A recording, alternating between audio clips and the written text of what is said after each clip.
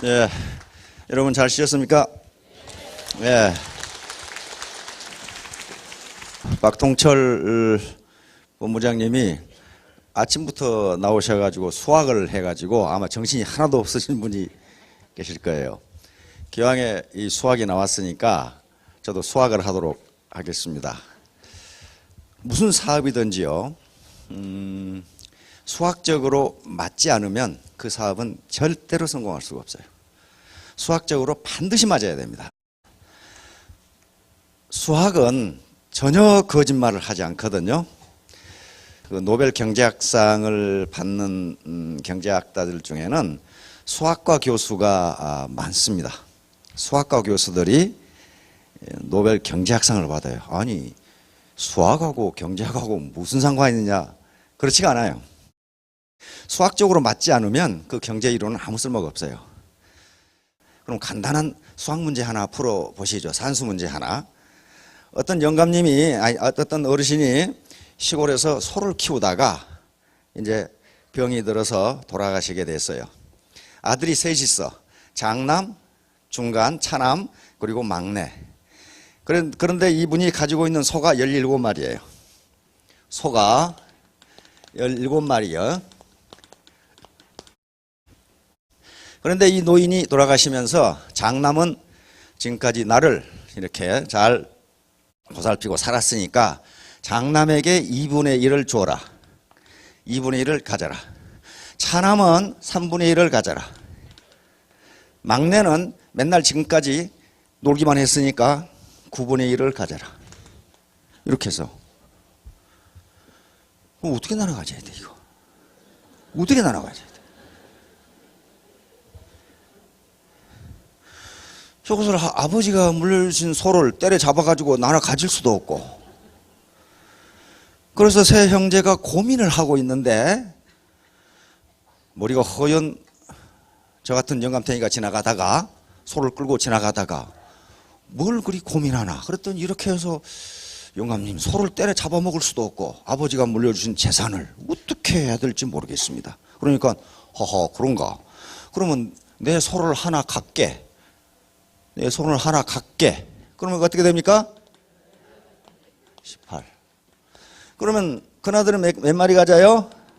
9마리. 작은 아들은, 둘째 아들은 6마리. 예? 2마리죠? 2마리. 합하면 딱 나눠 갖고 자기 소 끌고 유유히 사라졌어요. 그러잖아요. 이제 산수죠. 왜 이런 현상이 일어났을까요? 이 아름다운 이 부인께서 왜 이런 현상이 일어났을까요? 이게 초등학교 4학년 산수인데. 근데 초등학교 4학년 산수는요, 여기 계신 분들이 아무도 몰라요. 그때 다 잊어버렸거든, 그때. 왜 이런 현상이 일어났을까? 간단해요. 이걸 플러스 해봐요. 플러스 하면은 1이 나오지를 않아요. 이 값이 1이어야 전체를 나눠갖는 거예요. 근데 이 값이 18분의 17이에요. 그러니까 1이 안 되기 때문에 저런 현상이 나타났어요. 왜 여기 계시는 서민들이 돈을 벌어야 되느냐면요, 돈을 버시는 게 애국이기 때문에 지금 그렇습니다. 애국이기 때문에 그래요. 미국 지금 돈 찍어내고 있죠. 돈을 사정없이 찍어내요. 말은 좋죠. 퀀티테이티브 이징, 양적 완화. 다시 말하면 국가가 경제정책을, 거시 경제정책을 할 수 있는 수단이 두 가지가 있습니다. 하나는 재정정책이고 또 하나는 금융정책이에요. 그런데 미국은 현재 재정정책을 할 수가 없어요. 왜냐하면 재정적자가 워낙 심해. 워낙 심해서 미 연방정부가 걷어들인 세금보다 쓰는 돈이 많으니까 거기서 다시 지금 더 많은 적자 재정을 할 수 없는 입장에 있어요. 그러면 이제 금융정책으로 거시경제를 조정해야 되는데 금융정책을 할 수 있는 수단이 이자율이라고 하는 수단이 있어요. 이자. 우리 중앙은행이 대한민국 중앙은행인 한국은행에서 매달 또는 매 분기에 이자율 조정을 하죠. 0.25, 3.25%니 그걸 가지고 국내 거시경제 이 변수를 조정을 합니다. 그런데 미국은 이미 실질 이자율이 0%이기 때문에 이자율을 더 떨어뜨릴 수가 없어요. 그러니까 이자율을 움직여 가지고 거시경제를 조정할 수 없으니까 그러면 어떻게 하느냐? 돈을 찍어내. 양을 늘려. 돈의 양을 늘려 가지고 고용을 창출하고 기업에 돈을 대주고 그런 방법을 합니다. 그러니까 어떻습니까? 옆에 일본의 아베 수상이 들어서면서 우리도 찍어내자고 돈 찍어내고 있죠 지금. 일본은 이미 2003년도경에 이자율이 0%가 됐어요. 0%. 일본이 재정적자가 세계에서 가장 커요. GDP의 250%가 지금 재정적자예요. 그러니까 일본이 지금 무디스라든가 이런 세계 신용평가 회사에서 일본의 신용을 떨어뜨리는 게 재정적자가 너무 많아요. 그러니까 재정정책으로 일본도 경기 부양을 할 수가 없어. 이자율이 마이너스가 될 수는 없잖아요. 은행에서 우리 은행에 돈 맡기려 면 돈 내고 돈 맡겨라. 이렇게 되면 누가 맡기겠어요 그걸. 자기 집에 놔두지. 그러니까 이자율은 마이너스가 될 수가 없습니다. 그러니까 일본도 돈을 찍어내기 시작했어요. 지금 무한정 찍어내기로 했다는데 지금 워낙 강세가 계속되고 있죠. 엔화가 떨어지고 달러 가치가 떨어지면서 그럼 어떻게 돼요? 우리 무역이 안 돼요. 수출이 안 돼요. 수출이 안 돼. 예를 들면 1달러에 1,200원 환율이었다면 우리 기업이 1달러짜리 물건을 미국에 팔아서 1달러를 가져오면 한국은행에서 얼마 바꿔줘요? 1,200원 바꿔줘요. 근데 요게 1,100원으로 떨어졌다 그러면 1,100원밖에 안 줘요. 그러니까 수출하는 기업 입장에서는 우리 원화가 강세가 되면 수출해봐야 채산성이 안 맞아. 그러면 채산성을 맞추려면 어떻게 해야 되느냐면 수출 가격을 올려야 돼. 수출 가격을 올리면은 국제시장에서 가격 경쟁력이 떨어져. 그러면 수출이 덜 돼요. 지금 엔화가 계속 약세를 유지하고 있기 때문에 세계 시장에서 일본 제품과 우리 한국 제품이 경쟁하고 있는 것이 거의 대부분이에요. 자동차부터 시작해서 전자 거의 대부분이죠. 그러니까 우리에게 비상이 걸렸어요. 그러니까 미국 돈 찍어내고 일본 돈 찍어내고 그러면 중국이 가만히 있겠어요? 우리도 찍어내자. 지금 이렇게 된 거예요. 우리도 찍어내자. 그래가지고 이번에 발표한 거 보면은 우리 돈으로 한 350조의 적자 재정을 하겠다. 그 말은 세금 거둔 것보다 350조 찍어 쓰겠다. 그 말이에요. 돈 찍어내겠다. 근데 우리는 아직 아무것도 안 하고 있죠 지금. 응?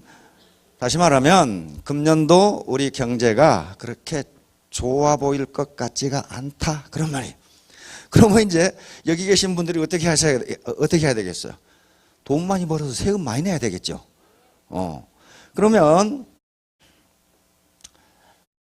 작년에 매출이 뭐 2,350억, 약 2천억이라고 합시다. 2천억이라고 하면은 35%가 수당으로 나가기 때문에 총 얼마예요? 700억이죠. 700억. 700억 원이에요. 700억 원인데 이 700억 원이 풀려나가면 국민 경제에 어느 정도의 영향을 주느냐 하는 거예요. 어느 정도 영향을 주느냐. 여기에 승수라고 하는 것이 있는데요. 승수, 즉 멀티플라이어라고 하는 것이 있는데 예를 들면 이런 겁니다. 1,000원을 벌었어요. 1,000원을 벌어서 800원을 쓰고 200원을 저축했다고 합시다. 그러면 여기서 200원이 저축이 되고 1,000원을 벌어서 800원을 썼다는 것은 무슨 얘기냐면 800원이 누군가의 소득으로 갔다는 거예요. 여기 지금 이 여사장님이 1,000원을 벌어서 앞에 구멍가게에서 두부 800원짜리를 샀다면 이 800원이 이 두부가게 주인의 소득으로 되는 거예요. 수익으로 되는 거예요. 그렇죠? 그러면 요 800원을 번 두부가게 주인은 다시 여기서 80%를 썼어요. 88은 640원을 쓰고 640원을 썼다면 콩나물 가게에서 640원 콩나물을 샀다면 그건 다시 콩나물 가게 주인의 640원 소득이 되는 거예요. 그렇죠? 이게 돌고 돌아서 이것이 저축으로 다 빠질 때까지 계속돼요. 국민경제에서 계속 순환돼요. 이렇게 서큘레이션 됩니다. 요것을 그러니까 1,000원이 결국은 국민 전체적으로 얼마의 소득이 되느냐 하면은 1,000 플러스 800 플러스 640 플러스 계속돼요. 그렇죠? 이 말은 무슨 말이냐 하면은 1,000 곱하기 1 마이너스 0.2 이런 식이 돼요. 맞죠? 0.2. 요게 이제 요게 한계 소비 성향이라고 하는 건데 요걸 전부 합해주면 그 골치 아픈 무한 등비급수가 됩니다. 무한 등비급수가 되는데 이것이 어떻게 되느냐 하면 700억이면 700억 곱하기 1 마이너스 MPC, MPC는 무한 등비급수입니다. 1 이렇게 돼요. 이게 MPC가 0.2니까 그러니까 우리 서민들이 돈을 벌면은 20% 저축하고 80% 쓴다는 가정에서 이렇게 됩니다. 근데 우리나라의 한계 소비 성향이 서민들은 약 0.8 정도 돼. 80% 써요. 평균적으로 그렇단 말이에요. 근데 여기 계신 분들은 100% 다 쓰실 것 같은데 하여간에 그래도 80% 20%는 저축한다고 가정합시다. 그러면 이 값이 0.2, 이 값이 얼마가 돼요? 5가 돼요. 5. 그러면 이게 가장 이상적인 경우입니다. 어떤 사람들은 뭐 저축을 엄청나게 많이 하는 사람도 있으니까 저축은 돈이 도는 과정에서 유출되는 돈이 저축입니다. 저축으로 들어가 버려요. 그러면 이게 700억의 수당이 나가면요. 총 국민경제에 미치는 영향은 3,500억이 됩니다. 3,500억이 돼요. 그러니까 우리나라 지금 현재 GDP가 연간 한 1,200조 되는데요. 1,200조 정도 되는데 1,200조가 조금 넘어요. 한 300조 되는데 그럼 우리 돈이 1,300조가 있느냐? 그렇지가 않아요. 한국은행에서 찍어낸 돈이 1,300조가 되질 않습니다. 왜 그래요? 돈이 계속 도니까 그래요. 그렇죠? 돈이 돈다는 건 뭘 의미하느냐 하면 돈이 돌면서 부가가치를 생산합니다. 그것이 GDP예요. 그것이 국민소득이라고. 그런데 700억이 풀려나가서 3,500억 원의 소득이 창출되는 거예요. 가장 이상적인 경우입니다. 이건 승수가 100% 작동된다고 보고. 왜냐하면 여기 계시는 분들은 한계 소비 성향이 0.8을 넘는 분들이 계시니까 그러는 거예요. 거의 1에 가까운. 다 써. 다 써야 돼. 다 쓰고도 모자라. 이렇게 되니까. 그러면 지난해 우리나라 국민소득이 23,000불이었습니다. 아직 공식 통계는 조금 이따 나와요. 한 8월쯤 나올 거예요. 지금 이 가계산에서 한국은행에서 나온 게 한 23,000. 이걸 2만 불, 평균 국민소득이 2만 불 정도로 잡으면 2만 불로 나누면 얼마가 됩니까? 한 15,000 되죠? 15,000. 다시 말하면 15,000명에게 국민 평균 소득의 일자리를 주었다. 그 말이에요. 3,500억이 어딘가 풀려나갔어요. 그래서 지금 여러 가지로 국제 환경이 좋지 않고 안보적으로도 문제가 있고 그럼에도 불구하고 국가에 애국하는 길은 방에 앉아서 국가 걱정한다고 되는 일이 아니고 열심히 뛰어서 돈 벌어서 국가에 세금 많이 내는 게 최고의 국자예요. 그래야 국방도 하고 활동 못하는 분들에게 복지금도 제공해주고 그렇게 할 거 아니에요.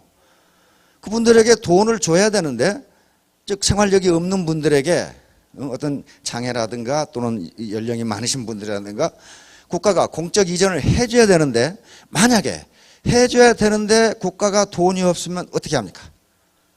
빚을 내서 줄 수밖에 없어요. 그렇죠? 그러면 재정 건전성이 깨지면서 국가 경제 성장이 점점 더 안 돼요. 그러니까 애국하는 가장 중요한 길이 돈 많이 벌어서 세금 많이 내는 거예요. 돈 많이 벌어서. 어제 제가 말씀드렸듯이 마케팅 학자들의 결론은 뭐냐 하면은 세일즈는 제품을 파는 게 아니라 나를 파는 것이다 그랬어요. 자신을 파는 것이다. 자신의 인품을 파는 것이다. 아무리 제품이 좋고 가격이 싸도 소비자, 그걸 처음 보는 고객은요, 그것이 그런 가치가 있다는 걸 몰라요. 모른다고요. 아무리 애터미 시스템이 훌륭하고 선한 기업이라도 몰라요. 모르기 때문에 누구를 보고 우선 이 인상을 갖느냐, 그걸 구원하는 사람을 보고 첫인상을 가져요. 아, 저 사람이 얘기한다면 그건 믿을만하다. 이렇게 된단 말이에요. 자, 그래서 애터미에서는 신사숙녀를 만들기 위한 여러 가지 교육을 합니다. 자, 우선 슬라이드 한번 비춰줘 보실래요? 네, 성공함수와 미래창조. 함수라는 말만 나와도 이제 골머리가 좀 아프시기 시작하지요. 근데 전부 다 우리가 하는 행동이 전부 함수 관계입니다. 다시 말하면 거기에 독립변수와 종속변수라는 것이 있는데, 즉 원인과 결과예요. 원인이 없는 결과는 있을 수가 없어요. 뭔가 어떤 결과가 나왔다는 것은 반드시 어떤 원인이 있기 때문에 그렇단 말이에요. 자, 이게 이제 성공함수인데요. 간단합니다. R을 소득으로 하겠습니다. 소득이라고 하면은 소득은 X, Y, Z의 함수인데, X는 여기 자기 노력이고 Y는 주변의 협조, 주변의 도움이고 Z는 운이에요. 요 셋 중에요, 어느 하나라도 없으면 결코 성공할 수 없어요. 결코. 아무리 내가 열심히 하고 주변이 도와줘도 재수대가리 없으면 안 되는 건다 그 말이에요. 재수가 없으면 안 돼요. 근데 이미 애터미 정보를 들었다고 하는 것은 재수가 좋으신 거예요. 어제 말씀드린 바와 같이 운이라는 게 어느 한 사람 앞에 멈춰 있는 게 아니고, 운은 계속 빠른 속도로 움직이는데 누가 그것을 잡느냐 못 잡느냐에 따라서 운이 있고 없고 그렇게 된다. 자, 그래서 만약에 운이 있다면은 그것은 Z는 1이 됩니다. 상수항 1이 되니까 이제 성공함수는 자기 노력과 주변의 도움 두 가지로 나누어집니다. 그런데 요 함수가 가산형으로 되어 있을까? 승산형 곱하기, 이거 더하기고 곱하기입니다. 이렇게 되어 있을까? 여러 가지 경험으로 보면, 또는 자연현상이나 인간관계에서는요, 가산형이 거의 없어요. 승산형입니다. 이렇게 곱하기 형태로 되어 있어요. 요 세 가지 조건은 반드시 필요 조건인데 곱하기 형태로 되어 있어요. 즉 소득이 X 플러스 Y 플러스 G 이렇게 되어 있는데, 이것이 이렇게 가산형으로 플러스로 되어 있다면은 내 노력이 10이고 이거 0이어도 소득은 10만큼 나온다. 이게 가산형이에요. 플러스예요. 근데 이렇게 되지 않는다 이 말이에요. 내가 아무리 노력해도 주변에 도와준 사람이 한 사람도 없고, 여기 주변은 자기 파트너 스폰서뿐만 아니라 회사까지를 다 이야기하는 겁니다. 도와준 사람이 한 사람도 없고 재수도 더 어렵게 없다. 그런 경우에 소득이 생기느냐? 소득이 제로가 된단 말이에요. 다시 말하면 이것이 이런 형태로 된다. 이 중에 가장 작은 것에 의해서 소득이 결정된다. 이것은 자연현상입니다. 예를 들면, 자, 최소위로 법칙이 작동합니다. 최소위로 법칙이라는 것은 독일의 이 화학자이자 이 생리학자인 유스투스 폰 리비히가 발견한 건데요. 이 양반이 어떤 식물 실험을 하는데 환경이 좋은 곳에 식물을 심고 환경이 나쁜 곳에 식물을 심었는데, 상식적으로 생각하기에 환경이 좋은 곳에 심은 식물이 더 잘 자라야 되는데 그렇지가 않더라 이거야. 이상한 현상을 발견했어요. 자기가 생각하기에 여기 환경이 좋지 않은데 그 식물이 더 잘 자라. 그래서 조사해 본 결과 식물 성장에는 반드시 필요한 영양소가 있는데 그 영양소 중에 하나가 부족하더라. 다시 말하면 우리가 통상 비료의 3요소를 질소, 인산, 칼륨이라고 그러는데, 요 세 개 중에 질소와 인산은 굉장히 많은데 칼륨이 적다면은 식물은 가장 작은 칼륨의 양에 의해서 성장이 결정된다 그런 말이에요. 결정된다.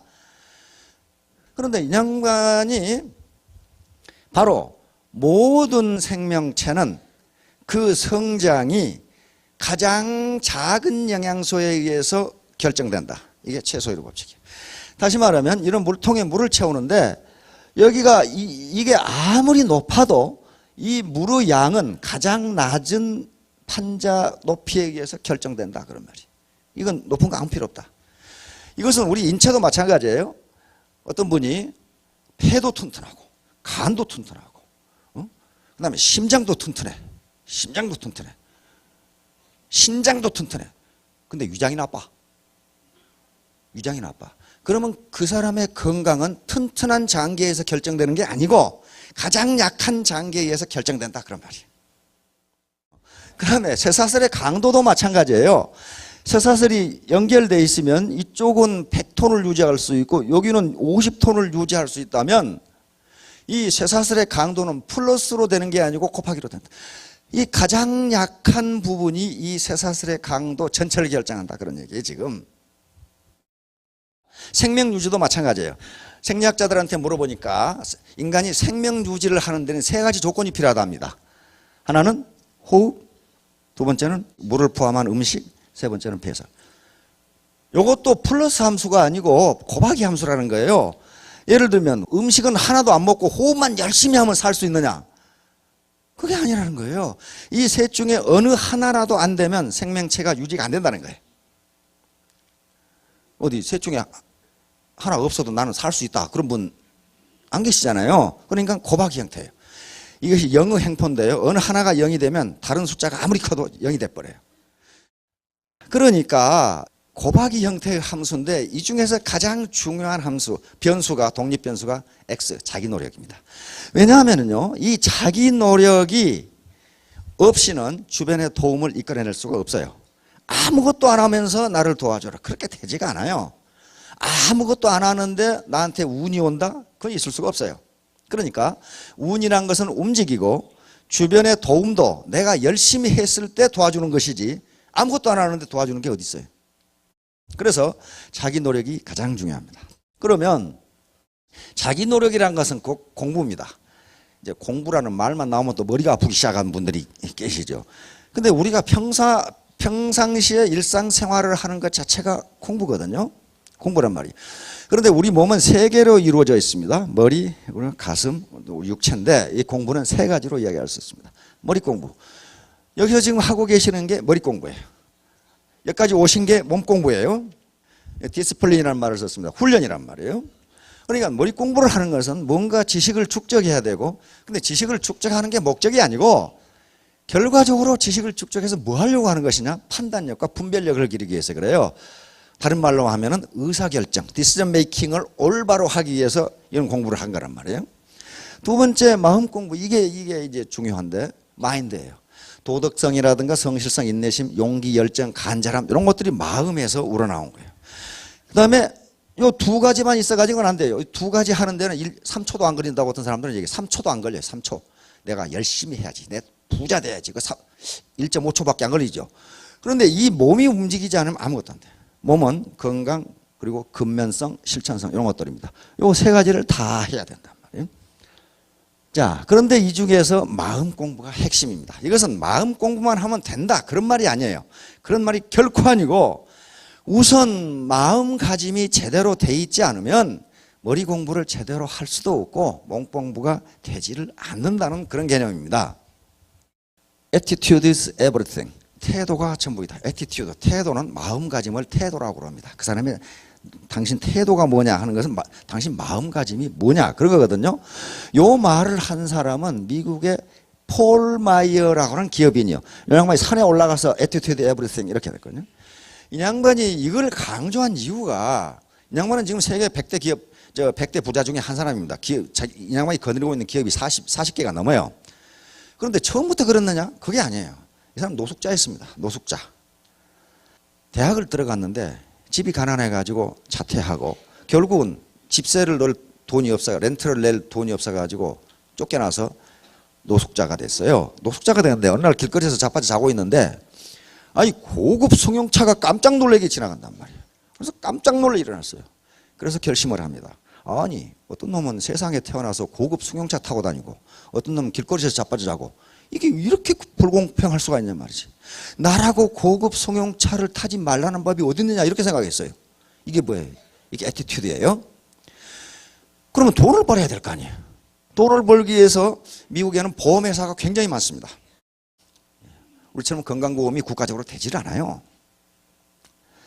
자, 그래서 보험회사에 보험 세일즈맨으로 들어가기 위해서 면접을 하는데 계속 낙방. 왜? 이 사람이 말더듬이야. 키는 적은 데다가 학력은 고졸에다가 보증을 아무도 쓸 수 없는 노숙자에다가 거기다가 말더듬이까지.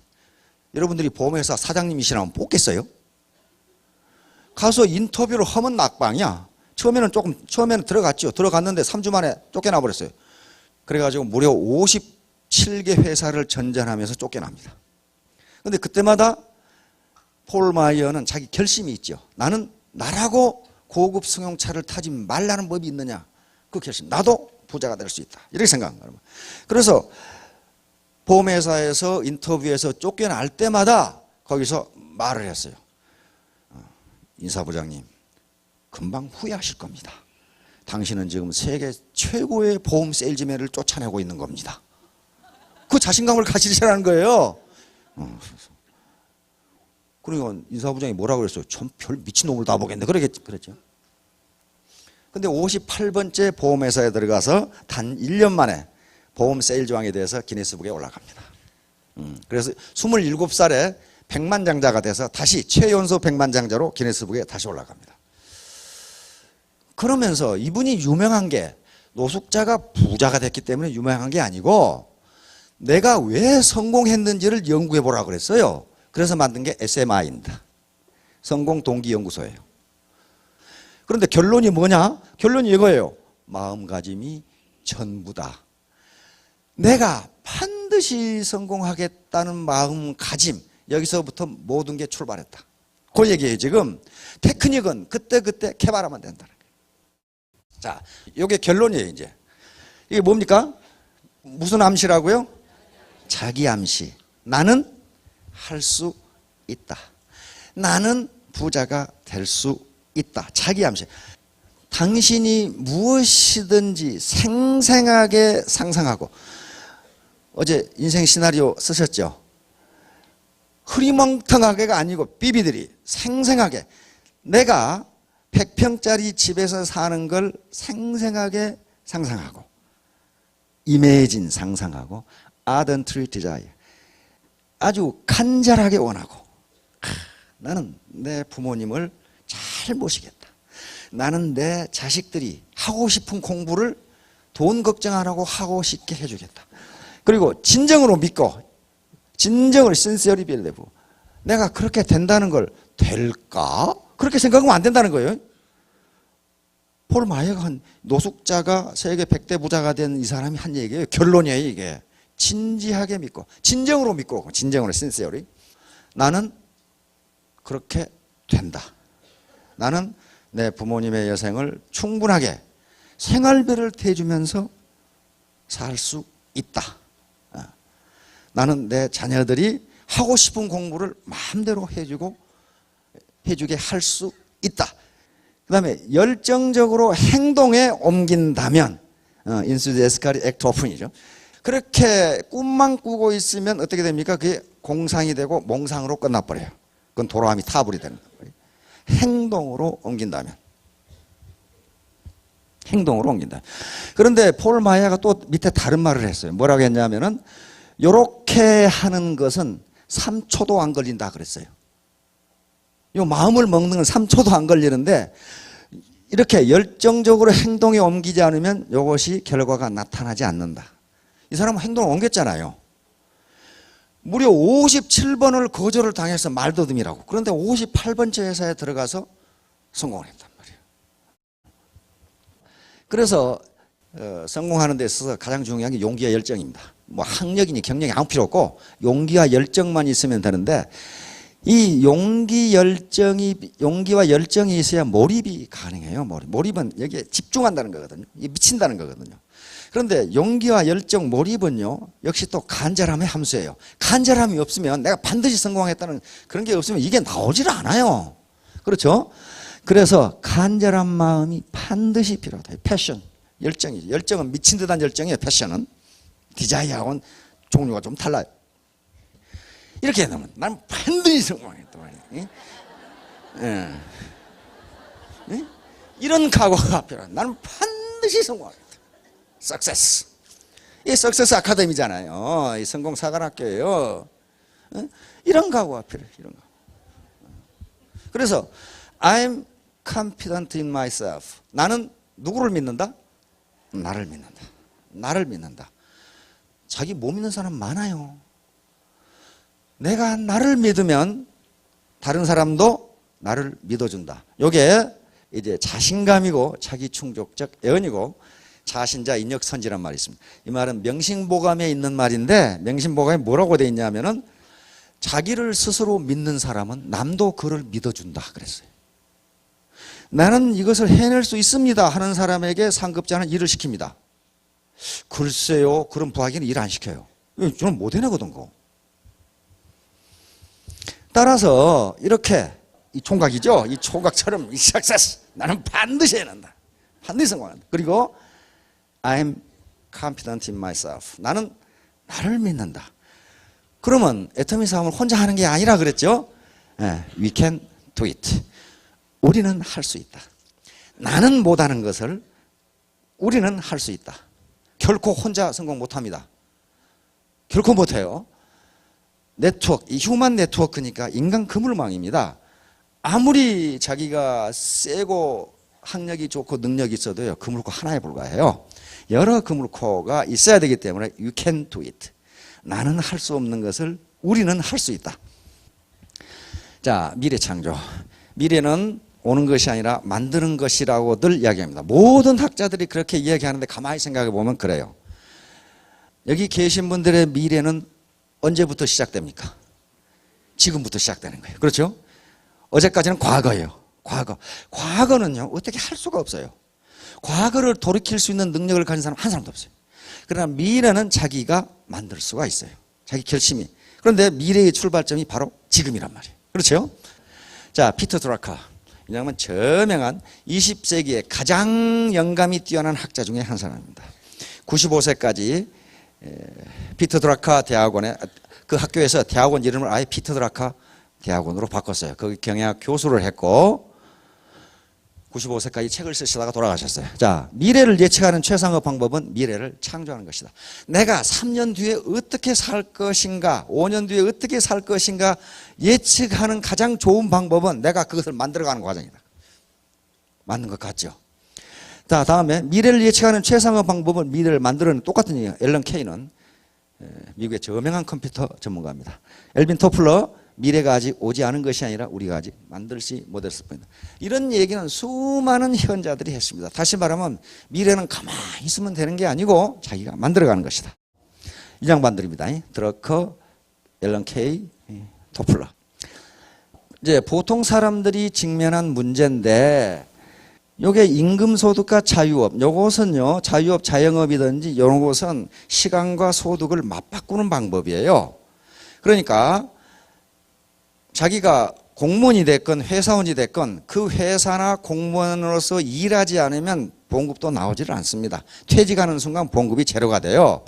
자영업도 마찬가지입니다. 가수도 마찬가지고 배우도 마찬가지고 선수도 마찬가지, 다 마찬가지예요. 자기가 노동을 제공한 대가로 돈을 받아요. 그런데 노동이 끝나면 따라서 소득이 제로가 되기 때문에 통상 사람들은 여기에서 소득을 얻어서 저축을 해서 여기에 자본을 축적해서 자본소득을 얻으려고 합니다. 다시 말하면 자본소득이라고 하는 것은 내가 큰 상가를 가지고 있다든가 은행에 예금을 가지고 있다든가 유가증권을 가지고 있다든가 큰 땅을 가지고 있다든가 또는 로얄티를 받을 수 있는 특허를 가지고 있다든가 저작권을 가지고 있다든가 이게 전부 자본이에요. 그러면 내가 일하지 않아도 그 자본에서 소득이 나옵니다. 은행에 많은 저금이 있다. 즉 100억의 저축을 해놨다. 그게 이자 4%만 하더라도 얼마가 나옵니까? 한 달에 한 4천만 원 나오죠. 그 정도면 쓸만하죠. 그게 자본이에요. 그 은행에 저축된 100억이 자본이니까 이건 내가 뭘 하건 잠을 자건 놀건 휴일이건 크리스마스건 계속 나오게 돼 있어요. 따라서 사업소득은 비즈니스 소득은 잘 아시죠?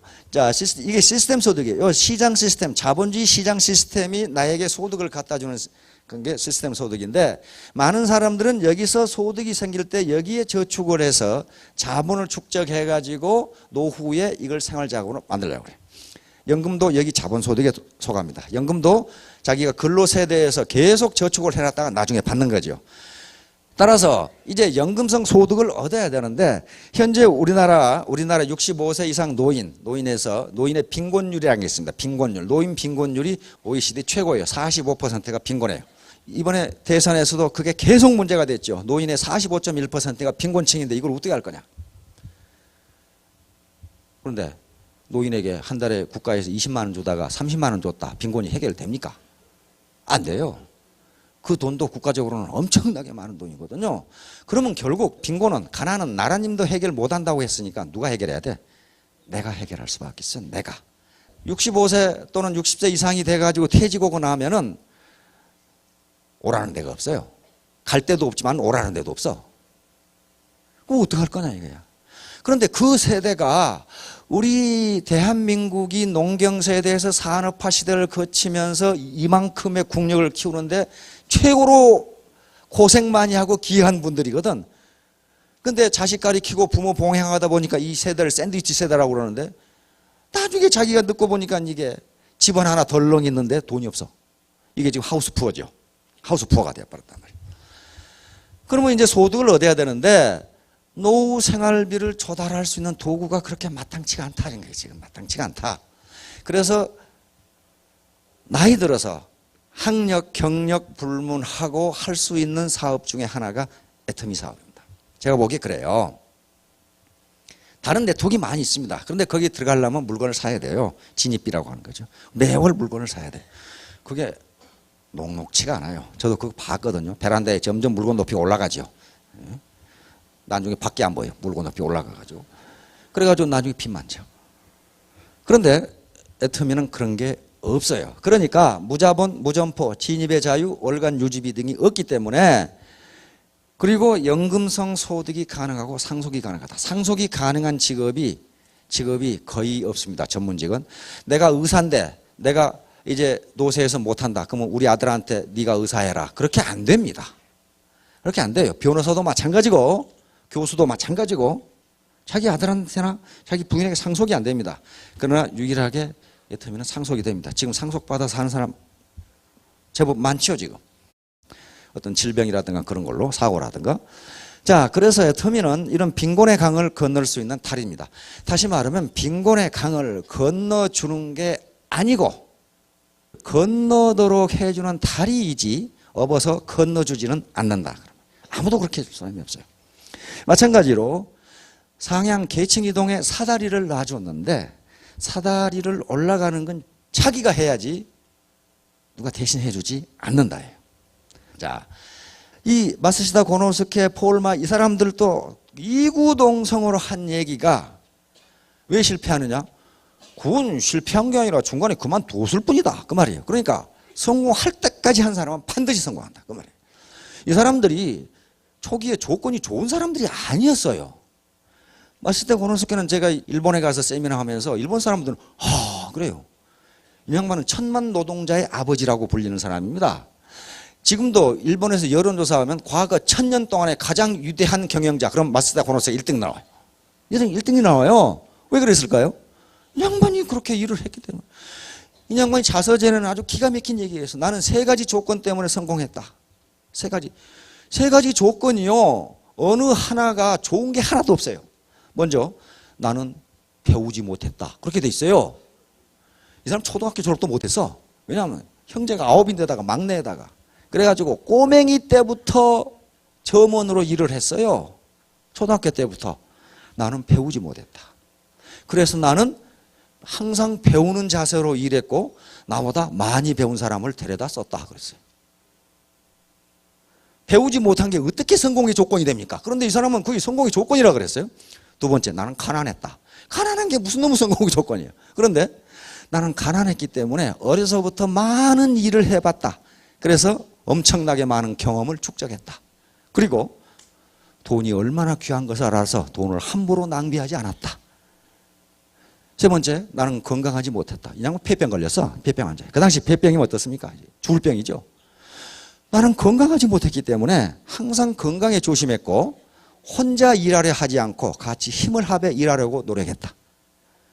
그러니까 가난하고 못 배우고 건강하지 못한 게 세 가지 조건이 성공하고는 아무 관계도 없는 실패 조건이에요, 이게. 근데 이 양반은 이걸 성공 조건으로 봤어요. 그러니까 객관적 사실과는 관계없이 내가 어떤 현상을 어떻게 보느냐에 따라서 성공이냐 실패냐가 갈라진다는 거예요. 이게 마쓰시다 고노스케.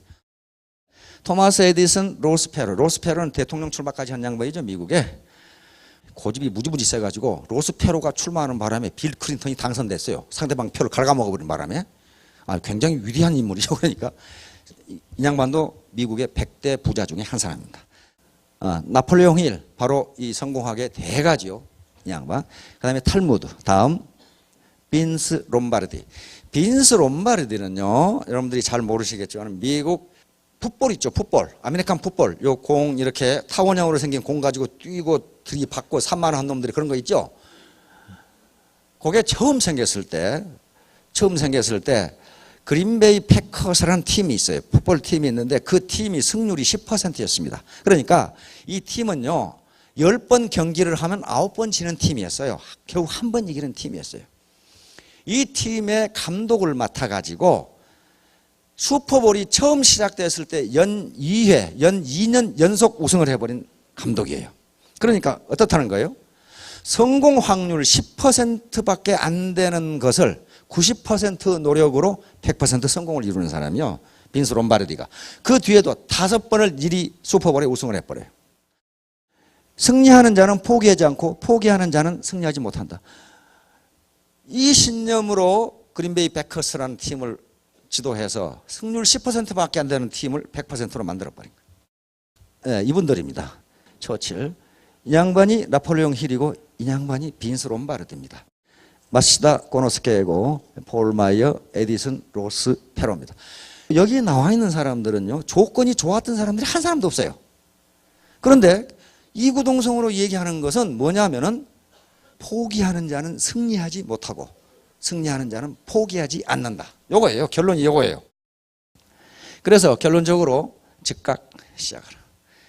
따져볼 사람은 마음속으로 따지고 즉각 시작하라. 72대 1의 법칙이라는 게 있습니다. 학자들의 연구에 의하면 자기가 결심한 것을 72시간 내에 행동으로 옮기지 않으면 그것이 성공할 확률은 1%도 안 된다. 그렇게 결론을 했어요. 1%도 안 된다. 작심 삼일이죠. 그 다음에 연합, 투게더, 같이 하라. 결코 혼자 할 수가 없습니다. 혼자 할 수가 없어요. 여기 보면 재심합력이라고 되어 있죠. Super Synergy of United Heart. 한 마음입니다. 한 마음으로, 같은 마음으로 힘을 합하면 슈퍼 시너지가 나옵니다. 집단지성이 여기서 나와요. 두 아던트리. 간절한 마음. 이게 아주 마음 공부인데요. 간절함. 내가 반드시 성공하겠다. 내가 반드시 사회에 봉사하겠다. 내가 국가에 세금을 많이 나는 그런 부자가 되겠다. 이 간절한 마음이 있어야 된다. 가장 중요한 것이 do not give up. 절대로 포기하지 마라. 절대로 포기하지 마라. 포기하는 자는 승리하지 못하고 승리한 자는 포기하지 않는다. Success. 이 성공으로 가는 길은 이런 것들인데 전부 설명을 한 겁니다. 팀워크 이런 것들이 있죠. decision making, 결단 이런 게 있단 말이에요. 자, 여기에 하늘에 별이 있고 여기에 사다리, 성공이라는 별이 있고 사다리가 놓여 있는데 가만히 서 있어 가지고는 이 별을 딸 수가 없어요. 반드시 사다리는 자기가 올라가서 따야 됩니다. 이렇게 재심합력으로 가지런할지 했자니까 마음을 가지런하게 해서, 다시 말하면 한 마음으로 힘을 합해야 이렇게 강남 스타일이 나옵니다. 다 이렇게 있는데 자기만 이렇게 있다. 그러면 이게 강남 스타일이 나오잖아요. 자, 마음 공부가 가장 중요하다고 했습니다. 나는 반드시 성공한다. 아까 아침에 자기 암시라고 하는 게 있죠. 자기 암시를 한 번 해서 되는 게 아닙니다. 학자들은 이것이 될 때까지 자기 암시를 하라고 그렇게 나와 있어요. 심리학자들이. 될 때까지 자기 암시를 하면 그게 또 된답니다. 된대요. 자, 모두 크게 성공하시기 바랍니다. 감사합니다.